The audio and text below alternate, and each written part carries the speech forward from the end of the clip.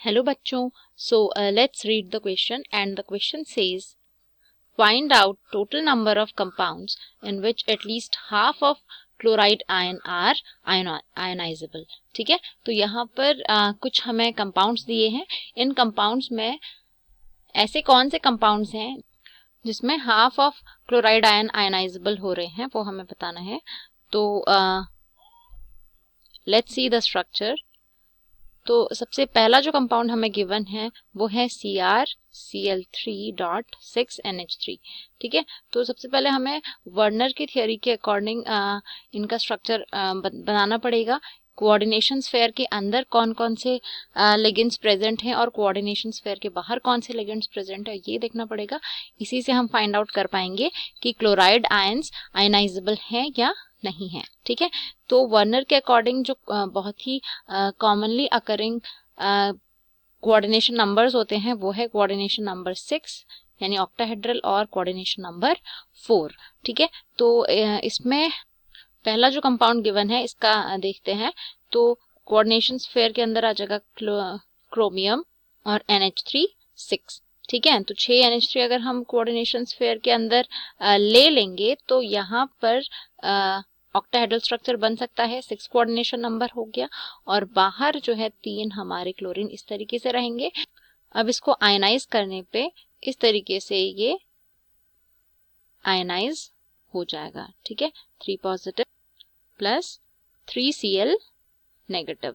ठीक है, तो इस तरीके से ये आयनाइज हो जाएगा।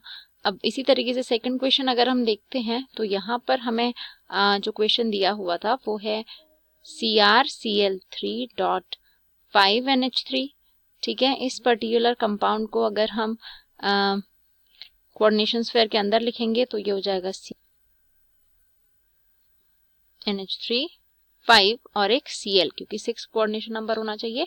तो जो 2 Cl बचे हैं वो 2 Cl हमारे इस तरीके से बाहर आ जाएंगे कोऑर्डिनेशन स्फेयर के और ये अब आयनाइज हो सकते हैं।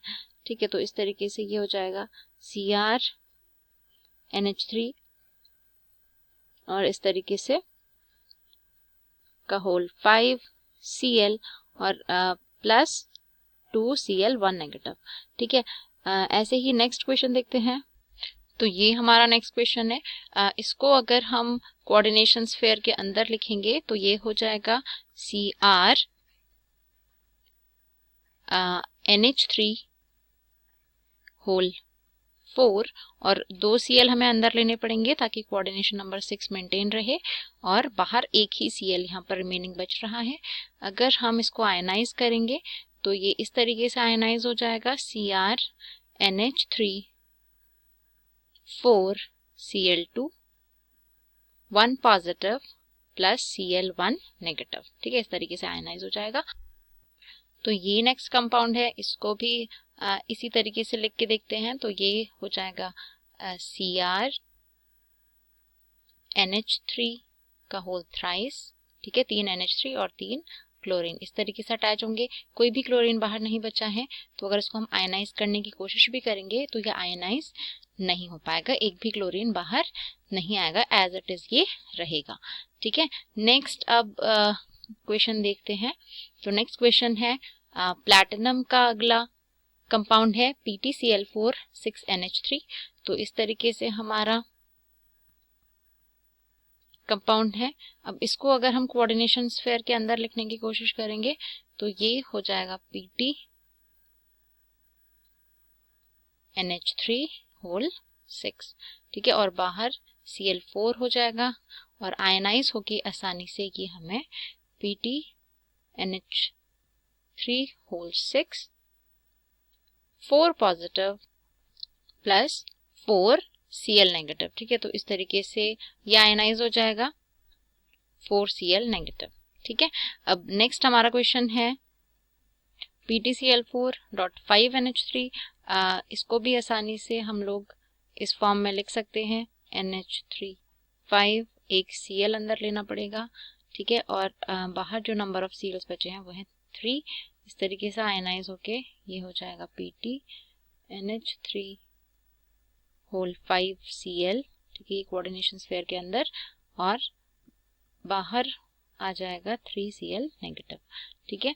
नेक्स्ट क्वेश्चन यहाँ पर हो जाएगा PtCl4 4NH3 3NH3 और 2NH3, इन तीनों को एक साथ करके देखते हैं।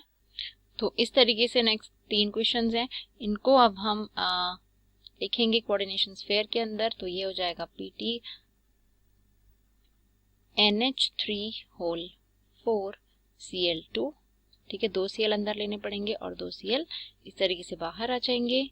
ये हो जाएगा PtNH3 होल 3 Cl3, क्योंकि 3 Cl अंदर लेने पड़ेंगे तो एक ही Cl बाहर बचेगा कोऑर्डिनेशन स्फीयर के, और ये हो जाएगा PtNH3 2 Cl4। तो चारों ही Cl अंदर लेने पड़ेंगे तो बाहर कोई भी Cl नहीं बचेगा।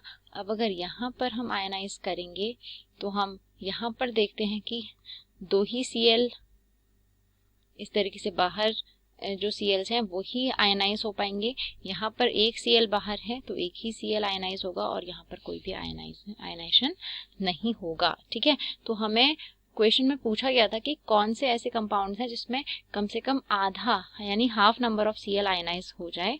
तो अगर हम यहाँ पर काउंट करते हैं तो पहले वाले क्वेश्चन में 3 Cl थे और तीनों ही आयनाइज हो गए तो ये काउंट होगा।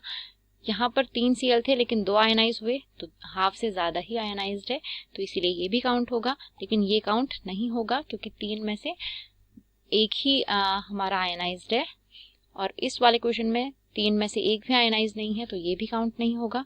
इस क्वेश्चन में 4 Cl थे, चारों ही आयनाइज हो गए तो ये काउंट होगा। इसमें 4 थे, इसमें से 3 आयनाइज हैं तो ये भी काउंट होगा। इसमें 4 थे, 2 आयनाइज्ड हैं तो ये भी काउंट होगा।